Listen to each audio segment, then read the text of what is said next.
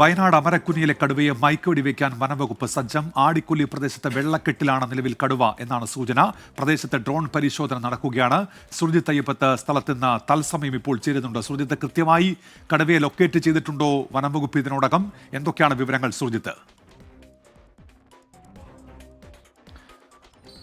ഈ ആടിക്കൊല്ലി എന്ന് പറയുന്ന പ്രദേശം അമരക്കുനിയുടെ ഏതാണ്ട് ഒരു 2 കിലോമീറ്റർ ചുറ്റളവിലാണ് ഉള്ളത്. ഈ ചുറ്റളവിലുള്ള പ്രദേശത്താണ് കടുവയുടെ സാന്നിധ്യം ഉണ്ടായിരിക്കുന്നത്. നേരത്തെ ഇന്നലെ കടുവ പിടികൂടിയ ചന്ദ്രന്റെ വീടിന്റെ ഏതാണ്ട് 1 കിലോമീറ്റർ മാത്രം അകലെയാണ് ഈ പ്രദേശം. വെള്ളക്കെട്ട് എന്നാണ് ഈ പ്രദേശത്തെ വിളിക്കുന്നത്.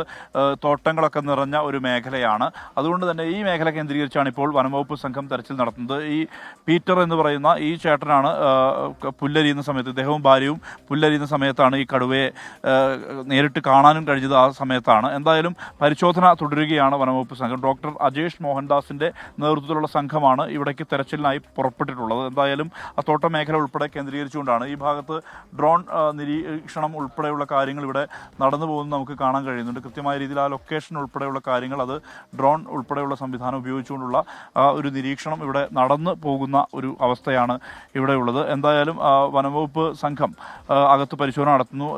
ഈ പ്രദേശവാസി കൂടിയായിട്ടുള്ള അജിത്ത് നമ്മോടൊപ്പം ചേരുകയാണ്.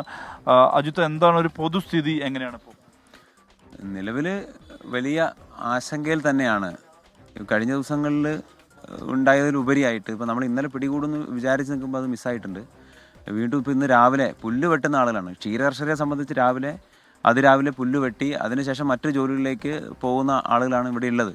അപ്പോൾ അതിനിടയിലാണ് ഇപ്പോൾ കടുവയെ കണ്ട് അവർ പേടിച്ച് വിറച്ചാണ് ഇപ്പോൾ നിങ്ങളോട് ഉൾപ്പെടെ സംസാരിച്ചത്. പീറ്ററേട്ടനൊക്കെ വിറച്ചാണ് സംസാരിക്കുന്നത്. അപ്പോൾ ഇതാണ് ഇവിടുത്തെ അവസ്ഥ. അടിയന്തരമായി പിടികൂടണമെന്ന് നമ്മളിങ്ങനെ ആവശ്യം ഉന്നയിച്ചുകൊണ്ടിരിക്കുകയാണ്. വനംവകുപ്പ് ഇടപെടുന്നുണ്ട്, പക്ഷേ പിടികൂടാൻ കഴിയുന്നില്ല എന്നുള്ളതാണ്.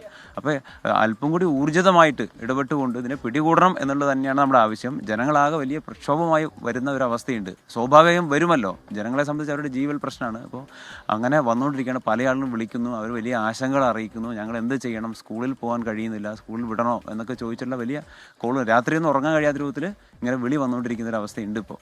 എന്തായാലും ഇന്നലെ 2 തവണയാണ് ഈ കടുവ ഈ കൂട് വെച്ച ബിജു എന്ന് പറയുന്ന ആളുടെ വീടിന്റെ പരിസരത്തേക്ക് എത്തിയത്. 2 തവണ എത്തി. ഒരു തവണ വന്നത് കിടക്കുന്നൊരു ഘട്ടമുണ്ടായി. ആ സമയത്ത് ഡാർട്ടിംഗ് ടീം ആ മേഖലയിലേക്ക് പോയതുമാണ്. പക്ഷേ ആ മേഖലയിലേക്ക് എത്തുന്നതിന് മുമ്പ് കടുവ അവിടെ നിന്നും വലിയുകയാണ്. അതായത് തൊട്ടടുത്ത് വരെ വനംവകുപ്പ് സംഘത്തിന് എത്താൻ കഴിയുന്നു, പക്ഷേ മയക്കുവെടി വെക്കാൻ സാധിക്കുന്നില്ല എന്നുള്ള വലിയൊരു പ്രതിസന്ധി വനംവകുപ്പിനെ സംബന്ധിച്ചിട്ടുണ്ട്. ഇവരാരും തന്നെ, ജീവനക്കാരും തന്നെ ഉറങ്ങാതെ, നാട്ടുകാർക്കൊപ്പം ഉറങ്ങാതെ, കണ്ണിമ ചിമ്മാതെ തന്നെ ഈ ആളുകൾക്ക് ഒപ്പം നിന്നുകൊണ്ട് തന്നെ ഇടപെട്ടുകൊണ്ടിരിക്കുകയാണ്. അത് നമുക്ക് കാണാനും കഴിയുന്നുണ്ട്. ഇവരൊക്കെ അത്രയും സജീവമായി ഇടപെട്ടുകൊണ്ടിരിക്കുന്ന ഉദ്യോഗസ്ഥരാണ്. അവരെല്ലാം വളരെ സജീവമായി ഇടപെടൽ നടത്തിക്കൊണ്ടിരിക്കുകയാണ്. പക്ഷേ കടുവയെ കണ്ടെത്താൻ കൃത്യമായി അതിനെ ഡാർട്ട് ചെയ്യാൻ കഴിയുന്നില്ല എന്നുള്ളതാണ്. ഇനി കേജിങ് എന്നുള്ള ഓപ്ഷനിലേക്ക് പോകുന്നില്ല, നേരിട്ട് ഡാർട്ടിങ് എന്നുള്ള തരത്തിൽ, അതായത് കൂട് വെക്കാതെ, കൂട്ടിലാക്കാതെ നേരെ മയക്കുവെടി വെക്കുക എന്നുള്ള തരത്തിലേക്ക് തന്നെയാണ് പോകുന്നത്. കടുവ ഈ ഇരയായി വെച്ച ആടുള്ള ആ കൂടിനടുത്തേക്ക് എത്തുന്നുണ്ട്. പക്ഷേ അതിനെ പിടികൂടാൻ സാധിക്കാൻ കഴിയാത്ത വിധത്തിലാണ് ഇപ്പോൾ ഉള്ളത്. അത് വലിയൊരു പ്രതിസന്ധിയാണ് വനംവകുപ്പിനെ സംബന്ധിച്ചിടത്തോളം ഉള്ളത്. മാത്രമല്ല, ഇനി മയക്കുവെടി എന്നുള്ള ദൗത്യത്തിലേക്ക് തന്നെ വനംവകുപ്പ് പോകും എന്നുള്ളത് തന്നെയാണ് വ്യക്തമാവുന്ന കാര്യവും. ആ നടപടിയിലേക്ക് കടക്കുകയാണ് വനംവകുപ്പ്. ഈ വെള്ളക്കെട്ട് എന്ന് പറയുന്ന പ്രദേശത്താണ് ഇപ്പോൾ പരിശോധന നടന്നുകൊണ്ടിരിക്കുന്നത്. ഒരു ഭാഗത്ത് നാട്ടുകാരുണ്ട്, ഒരു ഭാഗത്ത് ഉദ്യോഗസ്ഥരുണ്ട്. അത്തരത്തിൽ എല്ലാ തരത്തിലുള്ള സജ്ജീകരണങ്ങളും ഒരുക്കിക്കൊണ്ട് ഡോക്ടർ അജേഷ് മോഹൻദാസിന്റെ നേതൃത്വത്തിലുള്ള സംഘം ഈ മേഖലയിലേക്ക് തെരച്ചിലിനായി പോയിട്ടുണ്ട്.